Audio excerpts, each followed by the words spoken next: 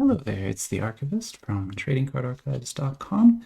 I'm back for another look at some weirder trading cards. Not weird in the subject matter, but more weird in the manufacturer and style and all that kind of stuff. So this is a blaster box, but in fact this is the only way that this particular product is published. There is no hobby form of this. It's called a Pro Set. And you'll see that name on things all over the internet if you're looking at different kinds of trading cards. But before we get too deep into that, I want to show you what my favorite cards are for the day. They're not great yet because we haven't opened much, even though it's pretty late in the afternoon. Unfortunately, it was very busy and just couldn't get much filming done this morning. My top card right now is pretty easily this just gorgeous Japanese painting from Kaio's The British Museum set. It's Kaio British Museum. This is a level 3 rarity card, and it's one of 3 that you could put together to make a complete panel, which I thought is a really interesting idea.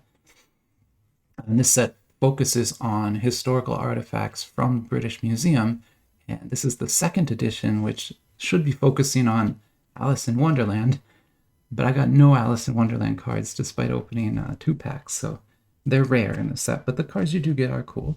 Then the next up is a very weird card I just pulled from a video I was making on this set. So this is the Washington Chronicles by the Historic Autograph and Card Company. So I'm trying to find like publishers that I haven't opened anything from before, and I've never opened anything from this company. That's why I have that. And they make an interesting trading card. I mean, it's got a couple layers of printing on it at least. And this turkey was my favorite one of what I got. The pack I just got base cards in it. No hits or anything, but yeah, I thought it was interesting. You know, it talks about when Thanksgiving was started and stuff. So yeah, pretty cool. And I like turkeys gobble gobble. So that'll be our second place card. Maybe we'll get something better here. I don't know. But yeah, back to this. So this is manufactured by Leaf. Leaf is a smaller, not as small as like Cardsmith, but they're definitely smaller than Topps and Upper Deck. But they still are an independent publisher, so they aren't just a brand of Panini or a brand of Upper Deck. Like sometimes you'll see, well, like Sky something or other is one of Upper Deck's companies, and you'll see that on there, but it's really just Upper Deck. But Leaf is an independent company, and they publish all sorts of weird stuff like this. Most of their stuff is called Pro Sets, and what a Pro Set is it's a full set. So you won't get, I don't think, we'll have to open it to find out, but I don't think you're going to find packs in here. I think what you get is like the 10 cards, and everyone gets those 10 cards, and then you get one random thing, which is your chase, and that should be a memorabilia card. But again, like I don't think this set is worth much. The primary reason I have this is it's on sale everywhere for less than $10. Like I got this for I think like $8. So yeah, you'll find this really, really cheap, and I'm gonna open it now to see if we can find out why it's that cheap. Probably because it's not a great product, is my guess. But let's find out. Let's open it up and find out. I also know very little about hockey, so I'm not going to be able to help you out understand the characters or anything like that. Also, like it has the exact same image on all sides. Like there's not a lot of effort put into this so far. Yeah, let's go ahead and open that up and we'll see. Yeah, so there you go. Primarily an empty box here. There's like nothing in this at all. This could have been a hanger pack and it would have been just fine. But yeah, there's your Pro Set in here. And so what we'll do is we'll take that out and you get a little, well, that's kind of neat. You get a little plastic container. Let's see. So how do we, let's get some seeds there. Ready to.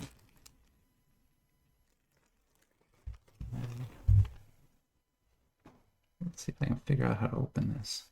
I'm not the smartest person, so, oh, I think I got it. Okay, cool. So it just pops off. Interesting. And then you've got your cards in here. Now, again, I don't know who these players are, but like I said, this will be the exact same set of cards in each one. You're getting this complete set, I think, although now I don't know. Yeah, so PS 0, Pro Set 1. And this is probably going to be Pro Set 2. Eric Lindros. Yeah, Pro Set 2. So yeah, that you'll get the full set in the box, assuming this is a set you want.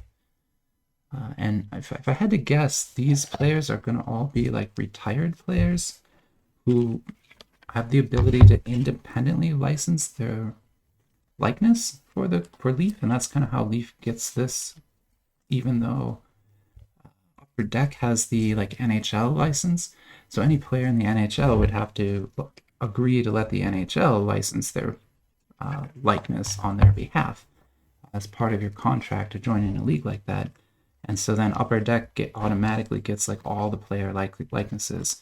Now, sometimes major players can negotiate their own deals, but for the most part, if you're in the NHL, you are your likeness belongs to Upper Deck for trading cards at least.